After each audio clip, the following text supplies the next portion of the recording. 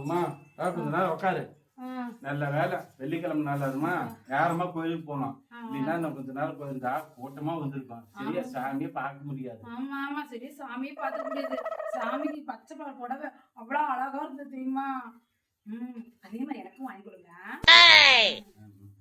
நகை செட்டு நல்லா இருந்துச்சு. நல்லா அழகா பண்ணிருந்தாங்க.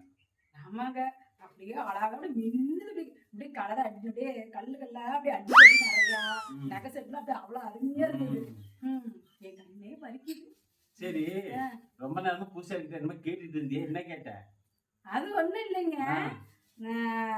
விலையில சாமி அழகா வச்சிருந்தாங்களா, அழகா இருந்ததா, அதனால எப்ப தருவீங்கன்னு கேட்டேன். அவங்க 2 நாள் ஆகும் சொல்லிட்டாங்க. கோயிலுக்கு போய் சாமி பார்த்து கும்பிடணும். நீ போய் என்ன புடவை கட்டிருக்கிறாங்க, என்ன நகை போட்டுருக்காங்க, என்ன அலங்காரம் பண்ணிருக்காங்க, அது எப்ப கேட்கலாம்னு கேட்டுட்டு இருக்கிறேன். ஏங்க இப்படிலாம் சொல்லாதீங்க. நான் சாமி பார்த்து முகத்தை பார்த்து கும்பிட்டேங்க.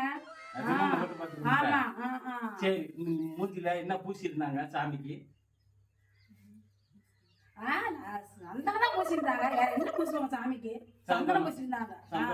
ஆமா எங்க அப்பா உலகத்துல தோசையை திரி போட்டு பாத்திருக்கேன். இப்ப இட்லியவே திரி போடுறானே. நீ பார்த்த?